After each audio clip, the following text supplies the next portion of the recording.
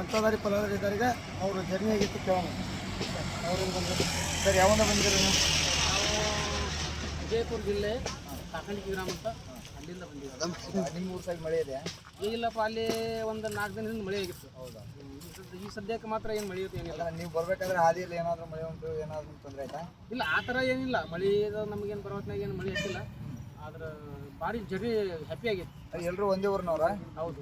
ಏನು ನಿಮ್ದು ಏನೋ ಪಾದಯಾತ್ರೆ ಕಮಿಟಿ ಇದೆಯಾ? ಯುಗಾದಿ ಏನಾದರೂ ಬರ್ತೀರಾ ನೀವು? ಹೌದು, ಅದು ಪಾದಯಾತ್ರೆ ಕಮಿಟಿನೂ ಸಹ ನಮ್ಮದು. ಓ, ಹಾಗಾದರೆ ನೀವು ಏನೋ ಮಲ್ಲಯ್ಯನ ಮೇಲೆ ಭಕ್ತಿ ಭಾವ ಇದೆ ಅಂತ ಅರ್ಥ. ಇಲ್ಲ, ನಮ್ಮ ಊರಲ್ಲಿರುವ ಭಕ್ತರು ಎಲ್ಲರೂ ಒಟ್ಟಾಗಿ ಸೇರಿ ಏನೋ ಪಾದಯಾತ್ರೆ ಮಾಡ್ಕೊಂಡು ಬಂದೆವು. ಇಲ್ಲಿವರೆಗೆ 22 ವರ್ಷ ಆಯ್ತು. ಮಲ್ಲಿಕಾರ್ಜುನ ದಯದಿಂದ ಚೆನ್ನಾಗಿ ನಡೀತದೆ. ದಾರಿಯಲ್ಲಿ ಬರ್ಬೇಕಾದ್ರೆ ಏನೋ ಅಡಚಣೆಗಳಾಗಿದ್ದಾವ ನಿಮಗೆ? ನಡ್ಕೊತ ಬರುವಾಗ ಏನು ಬೈಕ್ ಮೇಲೆ ಬರ್ಬೇಕಾದ್ರೆ? ಬೈಕ್ ಬರುವಾಗ ಆದ್ಮೇಲೆ ಎಲ್ಲರೂ ಒಂದು ಲೆವೆಲ್ ಆಗಿ ಮಿನಿಮಮ್ ಆಗಿ ಸೇಮ್ ಆಗಿ ಬಂದೆವು, ಏನು ತೊಂದರೆ ಇಲ್ಲ. ಅಂದರೆ ಈ ಕಮಿಟಿಯವರು ಏನಾದರೂ ಬೈಕ್ ಒಂದು ಹಿಂದ್ಗಡೆ ಅಂತ ಈ ಥರ ಏನಾದರೂ ಮಾಡಿದಾರೆ? ಐತಲ್ಲ, ಅದು ಕೂಡ ಒಂದು ಜವಾಬ್ದಾರಿ ಐತಿ. ಜವಾಬ್ದಾರಿ.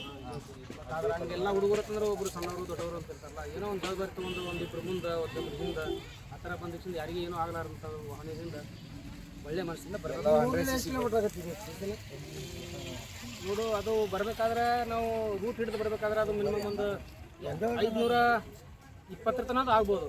520. ನಾವು ಆದರೆ ಆ ರೂಟಿಂದ ಬರಲ್ಲ.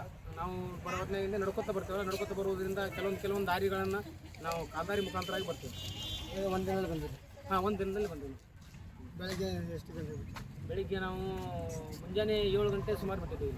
ರೀಚ್ ಆಗಿದ್ದು 8:30 ಅಂದರೆ ಒಂದು 16 ಗಂಟೆ ಕಾಲ ನಿಮ್ಮ ಪ್ರಯಾಣ ಆಗೈತೆ? 16 ಗಂಟೆ ಜರ್ನಿ ಆಗಿದೆ. 16 ಗಂಟೆ ನಿಮ್ಮ ಜರ್ನಿ.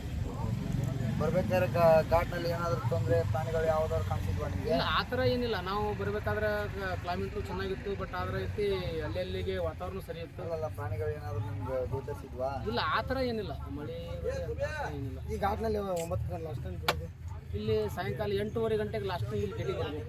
ದೇವನಾಳ್ ಗೇಟ್ನಿಂದ ಲಾಸ್ಟ್ ಎಷ್ಟು ಗಂಟೆಗೆ ಬಿಡ್ತಾರೆ? 8:30. ಇಲ್ಲ, 9 ಗಂಟೆ ಹೇಳ್ತಾರೆ. ಬಟ್ ಆದರೆ ಈ 9 ಗಂಟೆ ನಂತರ ಬಂದು ಇರೋಕ್ಕೆ 8:30 ಬರಬೇಕು. 8:30 ನಾವು ಶಿಫ್ಟಿಗೆ ಬರಬೇಕು. 8:30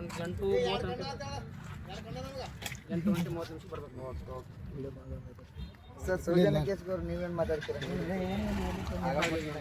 ಧರ್ಮಸ್ಥಳದಲ್ಲಿ ಆಗಿರೋ ಸೌಜನ್ಯ ಕೇಸ್ ಏನಂತೀರಾ?